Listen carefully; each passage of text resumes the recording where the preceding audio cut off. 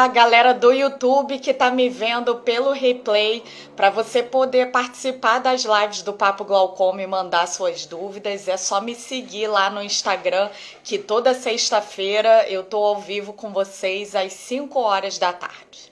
Pessoal do Instagram que tá chegando aqui, boa tarde para vocês. Bem-vinda, Eli, Ishaira, Fê Oliveira, Fátima, Marcelo, bem-vindos. Boa tarde para todos vocês. Obrigada pela companhia de toda semana aqui. Vou começar, como sempre, me apresentando para quem está chegando novo aqui. O meu nome é Samantha Vasques, eu sou oftalmologista, especialista em glaucoma e catarata do Rio de Janeiro. E aqui no Papo Glaucoma eu ajudo vocês a manterem o glaucoma controlado e, com isso, enxergando pela vida toda. Boa tarde, pessoal. Oi, Júlia, tudo bom? Bem-vinda, Fátima. Pessoal, quem estiver chegando e quiser mandar as suas perguntas, hoje a live é tema livre, então vocês podem perguntar o que vocês quiserem. Vocês podem mandar pergunta aqui na caixinha de comentários e também aqui no balãozinho de perguntas. A Júlia tá perguntando aqui quando que eu vou para Portugal. Júlia, esse ano eu vou para Portugal, mas a passeio, não a trabalho, viu, gente? Quem quiser pode ir mandando as dúvidas de vocês aí, pessoal, para eu já pegar a primeira perguntinha aqui para responder. A Rosiane perguntou aqui qual colírio que substitui o Lumigan RC. Rosiane, a substância que tem no Lumigan RC é a bimatoprosta, tá? Mas cuidado, eu não recomendo que vocês mudem a marca do colírio sem conversar com a oftalmologista de vocês antes, porque pode haver pequenas diferenças, principalmente se você troca de um colírio de marca, como o Lumigan, para um colírio genérico de bimatoprosta, tá? Quando você troca de um de marca para outro de marca, a diferença não é tão significativa assim, porque eles são iguais tanto na substância química, que é a bimatoprosta, e eles também são iguais em termos de diluente, de conservante, mas no genérico nem sempre é idêntico. Então a gente tem diferença do que está sendo usado ali para diluir aquele medicamento, até mesmo algumas pequenas diferenças de dose. Então o genérico do Lumigan é a bimatoprosta, tem outros que são similares a ele, se for na farmácia tem outras opções como o Glamigan RC, por exemplo, que é um dos mais conhecidos dos similares. Tem também um novo que eu ainda não decorei o nome, eu acho que é Bimagan, do laboratório novo que lançou tem pouco tempo, mas sempre que for fazer qualquer mudança, sua oftalmo tem que estar ciente disso, tá? Próxima perguntinha, a Ana perguntou aqui se o antidepressivo pode fazer a pressão do olho aumentar. Pessoal, se vocês pegarem qualquer medicamento para ansiedade, depressão, síndrome do pânico, qualquer um desses medicamentos antidepressivos e ansiolíticos, se vocês pegarem a bula, vai estar escrito que esses medicamentos são contraindicados para quem tem glaucoma. Mas não é todo tipo de glaucoma que contraindica o uso. Essa contraindicação, ela é para quem tem glaucoma de ângulo fechado. Nas outras formas de glaucoma, não tem contraindicação para o uso de antidepressivo, remédio de ansiedade, que não vai influenciar na pressão. O risco é, as pessoas que têm glaucoma de ângulo fechado, elas têm risco de ter uma crise de glaucoma agudo, que é uma emergência em que a pressão sobe muito de uma hora para outra, pressões a nível de 50, 60, olho vermelho, com dor. E uma das coisas que pode desencadear essa crise em quem tem ângulo fechado é medicação antidepressiva. Então, quem tem glaucoma de ângulo fechado não pode usar esse tipo de medicamento. A gente precisa primeiro abrir o ângulo e a gente pode fazer isso ou com a cirurgia de catarata ou com o laser de iridotomia. Aí, depois de abrir o ângulo, sim, a gente transformou num glaucoma de ângulo aberto e aí pode usar o antidepressivo sem problemas. Vamos lá para mais uma perguntinha. A Virgínia fez uma pergunta interessante aqui, uma pergunta que nunca ninguém me fez, então vou responder ela. Ela pergunta se a radiação da tomografia da face afeta os olhos e se pode aumentar a pressão ocular. Primeiro de tudo, antes de responder diretamente sua pergunta, Virgínia, eu vou falar uma coisa que é importante. Um dos exames que a gente usa no acompanhamento do glaucoma é o OCT. OCT é uma sigla que significa tomografia de coerência óptica. E os exames de tomografia, geralmente vocês já ouviram falar que eles têm radiação, né? Mas na verdade o OCT, ele não tem radiação, ele é um exame diferente. A gente chama ele de tomografia porque o tipo de imagem que ele dá pra gente é parecido com o tipo de imagem de uma tomografia. Mas o OCT, ele não tem radiação, ele é só fotografia mesmo com luz do nervo óptico, tá? Então, o exame de OCT, seja o OCT do nervo, o OCT da retina, o OCT da córnea, todos os OCTs que são as tomografias do olho, eles não têm nada de radiação, então vocês não precisam se preocupar de a gente ficar repetindo o exame várias vezes, de 6 em 6 meses, que não tem problema, tá? Agora vamos supor que você vai fazer uma tomografia do crânio, uma tomografia de seios da face, de pescoço, e aí vai ter radiação de verdade mesmo. Tem problema? Não tem problema, não tem nenhuma contraindicação de quem tem glaucoma fazer esses exames. É claro que são exames que a gente só faz quando realmente necessários, que ninguém vai ficar levando radiação à toa, mas não tem problema quem tem glaucoma fazer exame que tenha radiação. Negrito Motivacional me perguntou aqui se no exame de gonioscopia se dá para saber se a pessoa tem glaucoma. Ótima pergunta também. Vamos lá. A gonioscopia, primeira divisão, vamos dividir entre adultos e crianças, tá? Vou falar primeiro do adulto, que é o caso da grande maioria de vocês. E quando eu falo aqui adulto em termos de glaucoma, tá valendo para as crianças acima de 4 anos, tá? Então qualquer coisa com mais de 4 anos de idade já tá entrando aqui no adulto. No adulto, a gonioscopia é um exame que não tem função de diagnóstico do glaucoma. Qual que é a função dela? Classificação. Glaucoma tem nome e sobrenome, tá? Eu sempre falo aqui para vocês que não adianta vocês só saberem que vocês têm glaucoma. Vocês têm que saber se é um glaucoma de pressão normal, um glaucoma de ângulo fechado, um glaucoma pigmentar, um glaucoma cortisônico. Tem vários tipos de glaucoma diferentes. Então, todo mundo tem que saber o sobrenome do seu glaucoma. E a gonioscopia é um exame que é essencial para a gente dar esse sobrenome do glaucoma. Ela é que vai diferenciar se a gente está falando de um ângulo aberto ou fechado ou de um glaucoma secundário. Então, no adulto, a gonioscopia ela não é para diagnóstico, ela é para classificação do glaucoma. Agora, nas crianças até 4 anos de idade que tem glaucoma congênito, nesse caso, a gonioscopia é um exame que dá o diagnóstico de glaucoma. Porque esses bebezinhos com glaucoma congênito, o que eles têm é uma má formação de nascença na região do ângulo, que é a região de drenagem de líquido do olho. Então, quando a gente fala aqui para o adulto, glaucoma de ângulo aberto, glaucoma de ângulo fechado, nos bebês isso não faz sentido. O ângulo não é nem aberto nem fechado. O ângulo ele não se desenvolveu durante a gestação daquele bebê. Então, nos bebês com glaucoma congênito, a gonioscopia é o exame, um dos exames que dá o diagnóstico da doença, tá?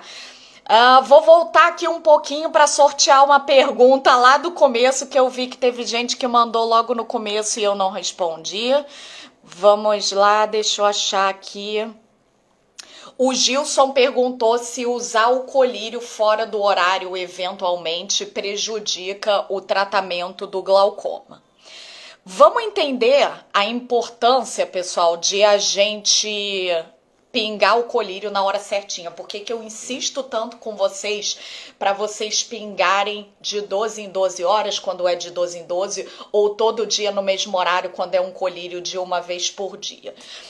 Toda vez que a gente toma um remédio, seja uma gotinha do colírio que pingou, seja um comprimido que você tomou, seja uma injeção, como é que é o efeito dessa medicação? Demora um tempinho para o nosso corpo absorver esse medicamento. Para os nossos colírios de glaucoma, isso varia de 20 minutos a 2 horas, mais ou menos. Então, nesse período, o nosso corpo ainda está absorvendo aquele medicamento, ela começa a fazer um efeito mais fraquinho, e aí esse efeito da medicação vai aumentando conforme a gente absorve mais medicação. Até que chega uma hora que é o pico do efeito daquela medicação. O corpo absorveu o máximo possível e o efeito daquela medicação está no máximo. Então, a pressão ocular está baixinha. Ao longo das próximas horas, o nosso corpo vai começar a eliminar aquela medicação. Então, aquele medicamento ele vai de pouquinho em pouquinho perdendo um pouco do efeito dele. Então, aquela pressão que estava bem baixinha, ela vai de pouquinho em pouquinho nas próximas horas subindo um pouco, até que vai chegar a hora de você pingar a próxima gota, tá? Como é que os nossos amigos farmacêuticos calculam de quanto em quanto tempo é a dose de uma medicação? Através desse mecanismo de absorção e de eliminação do colírio, tá? Então, os farmacêuticos sabem para cada medicamento quanto tempo leva para o nosso corpo absorver e eliminar aquela medicação. E é assim que a gente diz que uma medicação tem que ser, por exemplo, de 12 em 12 horas, porque com 12 horas já está perdendo muito efeito, tá? Aí o que acontece se chega naquelas 12 horas que você deveria pingar o colírio e você não pingou? A pressão continua lá de pouquinho em pouquinho subindo. Então o que acontece é que você tem um pico de pressão ali naquele momento em que você pulou o horário certo da dose, tá? Por isso que é tão importante a gente respeitar o horário de cada medicação. E esses picos de pressão ao longo do tempo, ao longo de anos de tratamento do glaucoma, esses picos eles vão acumulando. E a cada pico desses, você vai tendo um pouquinho de perda de neurônio do nervo óptico. Então, não vai fazer diferença um dia que você passou da hora, mas ao longo de anos, várias vezes você passando da hora e tendo pico de pressão, isso vai acumulando em piora do seu glaucoma, tá? Então, por isso que é tão importante vocês respeitarem o horário da medicação. Se isso é difícil, se vocês esquecem muito, a gente tem outras opções de tratamento que não colírio e que são voltadas para pessoas que têm essa dificuldade de usar certinho. Quais são eles? Trabeculoplastia a laser e cirurgias minimamente invasivas. A mais conhecida delas é o implante de stent. Então, quem tem muita dificuldade e vive esquecendo a hora certa de pingar o colírio, procura uma especialista em glaucoma, conversa sobre isso e faz uma avaliação para saber se o seu glaucoma pode ser tratado com laser em vez de colírio. Ou só de trocar por um esquema de colírio mais fácil, de repente já resolve o seu problema. Então, tem pessoas que têm muita dificuldade de pingar 2 vezes no dia, de 12 em 12 horas, mas quando eu troco por um colírio que é de uso uma vez por dia, só a pessoa adapta super bem, tá? Então, tem esquemas de colírio colírio que a gente pode facilitar o uso de vocês, certo? Próxima pergunta, deixa eu achar aqui. A Eli perguntou se em todo o exame de OCT se a gente consegue detectar problemas na mácula. Gente, a mácula, ela fica na nossa retina. A mácula é a região central da nossa retina e é a área da nossa retina que tem melhor visão, é a área da retina que tem a maior riqueza de detalhes, a maior nitidez, porque ela corresponde bem à nossa visão central, tá? Então a mácula é a região mais nobre da nossa retina. Eu falei para vocês que o OCT é como se fosse uma tomografia, ele faz várias fotos. Então, do mesmo jeito que você pode fazer uma tomografia do pé e uma tomografia da cabeça e não é a mesma coisa, a gente pode fazer um OCT da córnea, um OCT da mácula e eles não são a mesma coisa, tá? Então, não é todo o OCT que vai focar nessa região da mácula. Quando a gente faz o OCT de glaucoma, que é o OCT do nervo óptico, geralmente a gente faz várias fotografias do nervo e a gente costuma fazer uma fotografia da mácula também. Então ele detecta também algumas alterações na retina.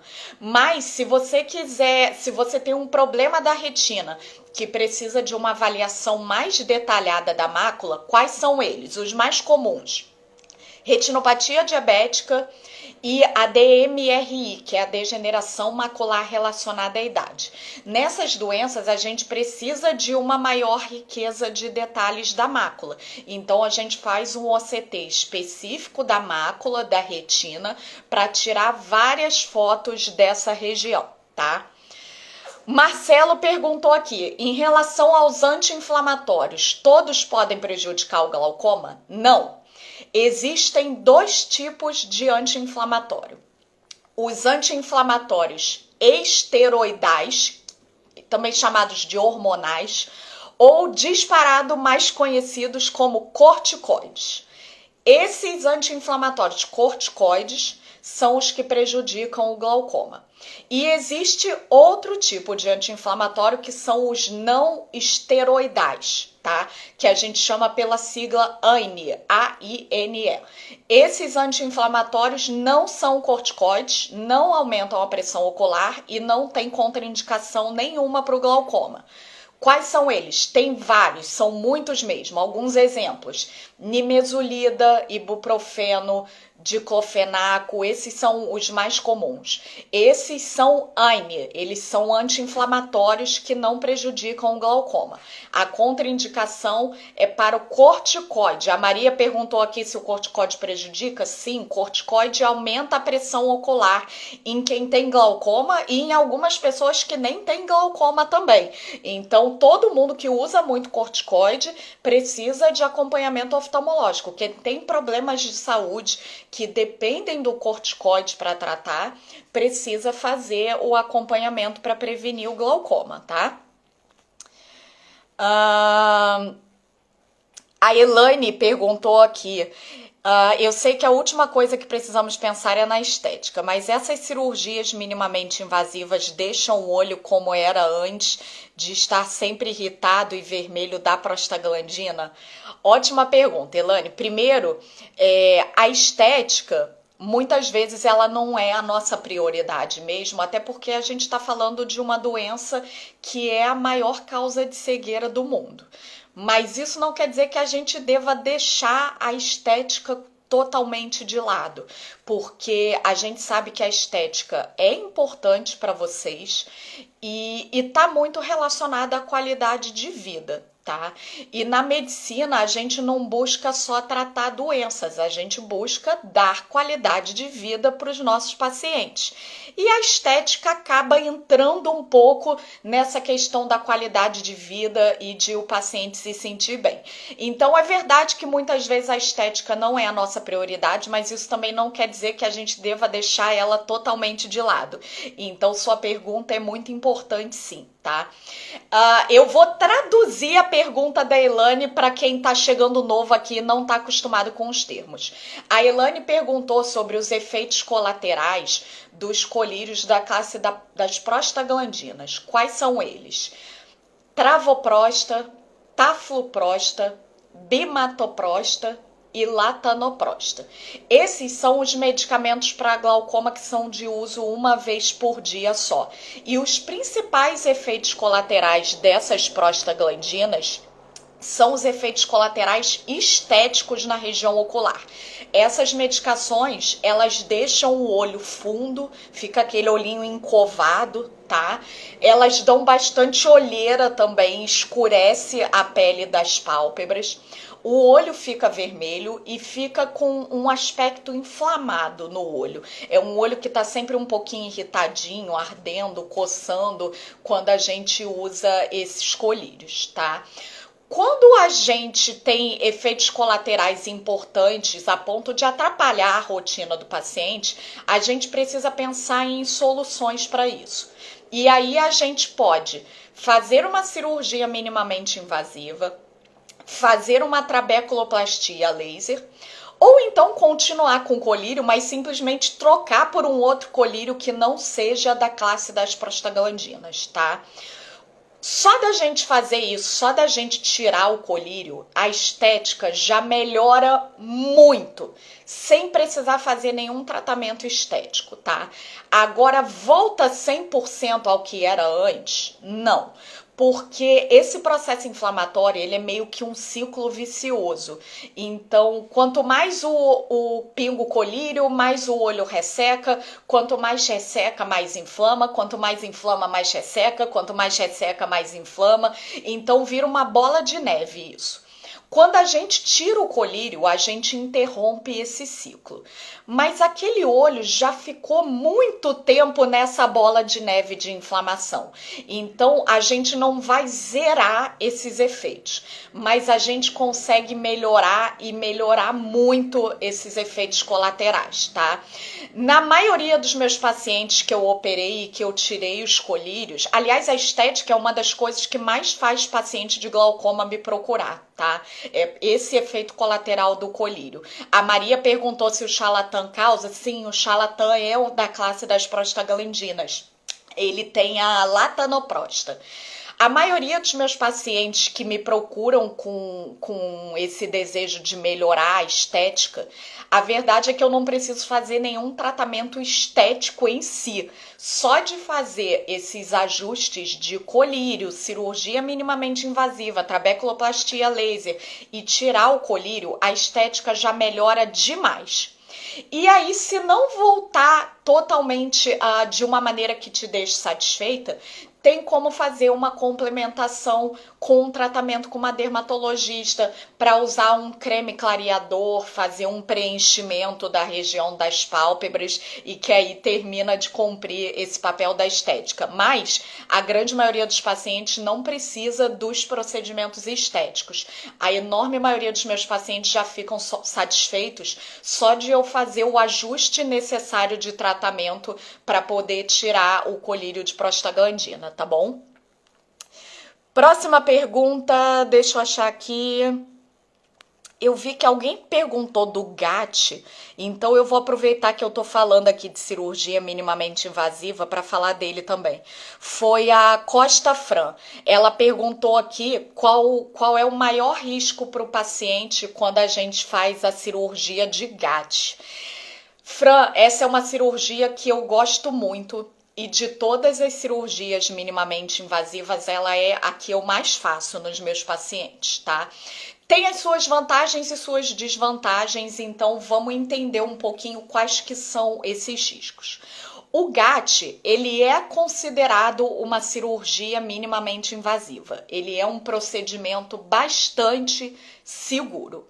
Mas se a gente comparar, por exemplo, com o iStent, que também é uma cirurgia minimamente invasiva, O GAT é um pouquinho mais arriscado do que o iStent, tá?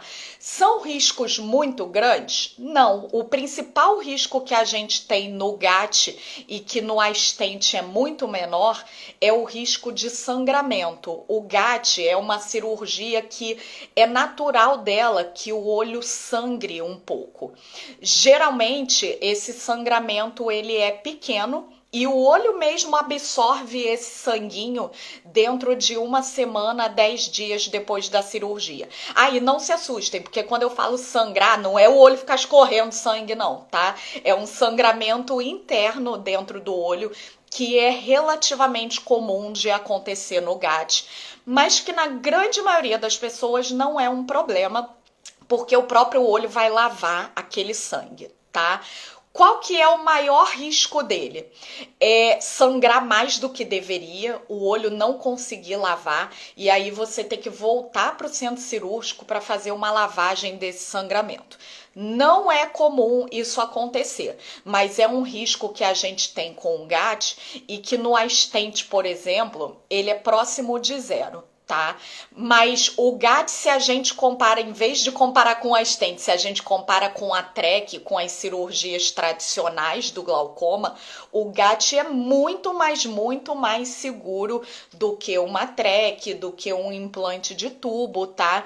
Ele é uma cirurgia que a gente considera minimamente invasiva, então os riscos são baixos de se fazer o procedimento.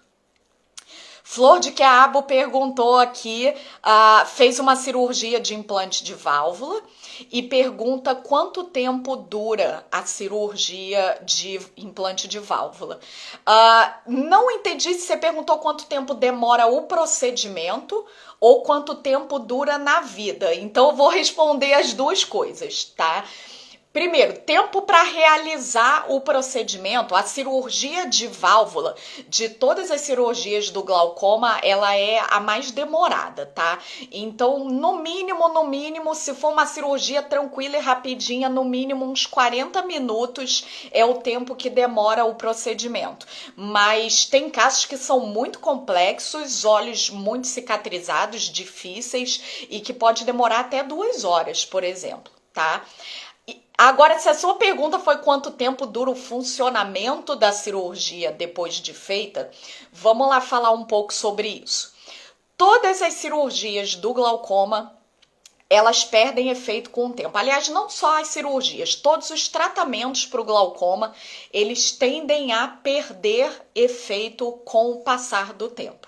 Nenhuma cirurgia para glaucoma dura a vida toda e com o implante de válvula não é diferente, tá? Em média, a gente espera que dure no mínimo 5 anos, tá? Eu tenho alguns pacientes que eu operei há 10 anos atrás, na época que eu ainda estava na residência ainda, e que tem cirurgias funcionantes até hoje, tá? Mas pode acontecer de com 1 ano parar de funcionar? Pode acontecer. Também pode acontecer de durar 15 anos? Pode acontecer. Então, em média, a gente calcula algo em torno de 5 para 10 anos de durabilidade para TREC e para o tubo ou válvula, que são as cirurgias tradicionais do glaucoma, tá? Agora, a gente tem que levar em conta uma coisa.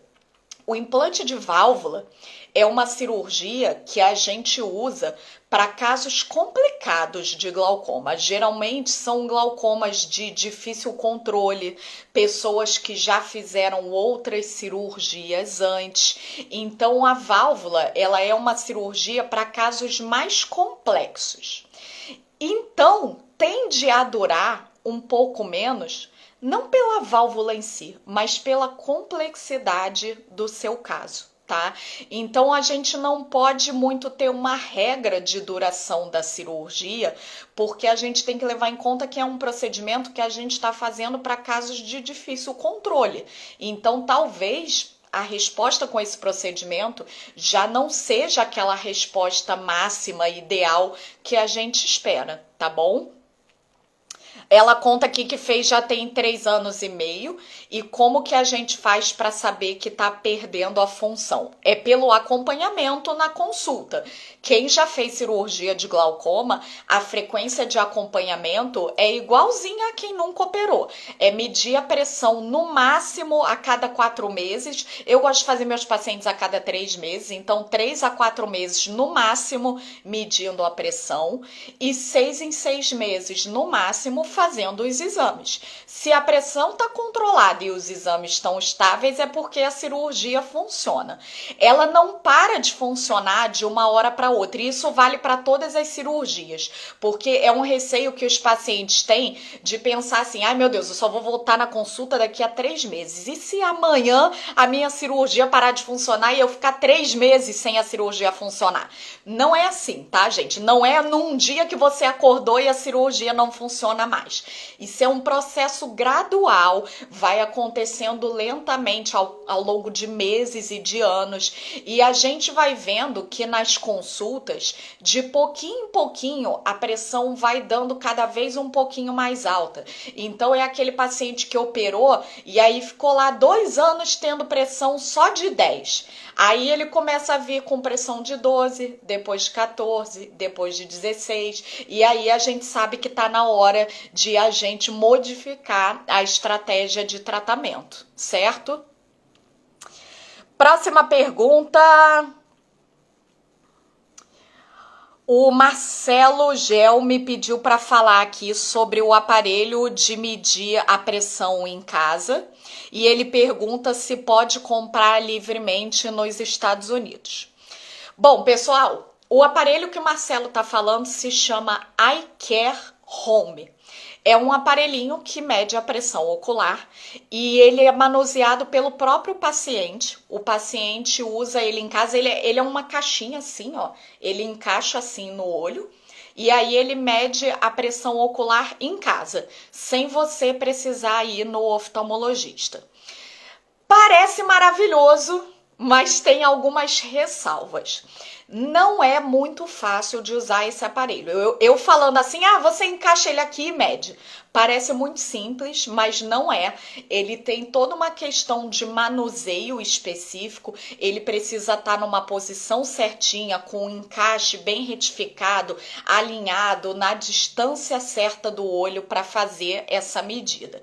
Então ele é difícil de usar. Tá? Eu confesso que eu acho difícil eu medir a minha pressão ocular com ele. Imagina para vocês que não estão habituados, tá? Então não é tão simples assim de usar esse aparelho. Por conta dessa dificuldade, normalmente quem vende esse aparelho são os oftalmologistas. Como é que funciona? Aqui no Brasil é assim, tem uma empresa que é importadora e essa empresa só vende para os oftalmologistas. Por quê? Você fala com o seu oftalmologista, eu quero comprar o iCare Home. Beleza, aí seu oftalmologista vai lá, encomenda e ele vai agendar. Ai, gente, o mosquito me atacando aqui. Então, o seu oftalmologista vai encomendar o aparelho e ele vai agendar um treinamento com você. Ele vai ficar lá, vai ter uma consulta só para isso. Para ficar lá te ensinando como é que pega o aparelho, como é que mede, como é que troca a ponteirinha dele, como é que liga, como é que salva a medida, como é que puxa o resultado da medida do aparelho, posição certa para você medir. Nas primeiras você não vai conseguir, a gente vai ficar lá insistindo até você adaptar a fazer essa medida, tá? É por isso que eles não vendem direto para paciente, porque não é que nem aquele aparelhinho de pressão arterial, que é muito fácil, que é só amarrar no braço e apertar um botão, ele mede. Não é simples desse jeito. Então precisa de um treinamento com a sua oftalmologista para você aprender a usar. Nos Estados Unidos eu confesso que eu não sei como é. Eu não sei se as empresas de lá vendem diretamente para o paciente. Mas mesmo que tenha essa facilidade, não ache que é uma coisa que você vai comprar e usar, não. Você vai depender da ajuda da sua oftalmo para isso, tá bom? Pessoal, hoje vocês estão animados, mandando bastante pergunta, mas a gente já passou uns minutinhos do nosso horário, então eu vou pegar mais uma perguntinha aqui Até porque eu já tô ficando sem voz, já tô sendo atacada pelos mosquitos aqui. Mais uma pergunta e aí a gente encerra. Deixa eu ver aqui. Deixa eu achar uma legal aqui pra gente terminar. Ah, achei uma legal aqui da Maria Melos. A Maria fez uma pergunta sobre uma coisa que eu acho que em 4 anos de Papo Glaucoma, eu acho que eu nunca comentei com vocês. Então vamos falar um pouquinho sobre isso. A Maria tá contando aqui que ela tem síndrome de Sjögren. E aí ela pergunta se isso interfere no glaucoma. O que é síndrome de Sjögren? Vamos lá. Síndrome de Sjögren também é chamada de síndrome seca, um nome mais popular dela. Por quê? É uma síndrome em que a gente tem um ressecamento de várias mucosas. Olho, nariz, garganta, mucosa vaginal também. Então, a síndrome de Sjögren é uma síndrome de ressecamento, tá? Agora, não é uma causa comum de ressecamento. Eu tenho certeza que todo mundo que tá aqui deve, vez ou outra, pingar um colíriozinho lubrificante porque o olho é seco. Na enorme maioria dos casos, o olho seco não é falta de produção de lágrima. A gente produz lágrima normal, só que por fatores ambientais, essa lágrima evapora muito rápido. Que fatores ambientais são esses? Colírio do glaucoma, ar-condicionado, tela eletrônica, celular, televisão, computador. Então, esses fatores ambientais é que fazem o olho ressecar para a enorme maioria das pessoas. As pessoas que têm síndrome de Sjögren, a situação é diferente. Elas têm uma deficiência da produção da lágrima. Então, elas não produzem a lágrima na quantidade e na qualidade que deveria, tá? Então, é um caso diferente de olho seco do da maioria de vocês, tá? A maioria de vocês tem o olho seco evaporativo. A síndrome de Sjögren é um olho seco por deficiência de produção. E qual que é o problema de quem tem Sjögren e glaucoma? Que a gente está somando as duas causas, a deficiência de produção e a evaporação por efeito colateral dos colírios de glaucoma, tá? Então agrava o olho seco, não o glaucoma, mas agrava o olho seco. Tá? E aí é importante a gente buscar outros tratamentos que não o colírio, mas a gente já falou bastante sobre isso aqui. Bom, pessoal, por hoje eu fico por aqui. Obrigada pela companhia de vocês toda sexta-feira. Quem quiser sugerir tema para as próximas lives, me manda mensagem no direct. E quem eu não respondi, amanhã tem caixinha de perguntas, viu, gente? Quem perdeu o começo da live, amanhã, 10 horas da manhã, a gravação tá no YouTube, assim como a gravação de todas as outras lives que a gente já teve, estão lá para vocês assistirem. Ótimo final de semana para todo mundo. Obrigada pelo carinho de vocês. Rosiane, beijos. Luanges, beijos. Maria. Até semana que vem. Tchau, tchau.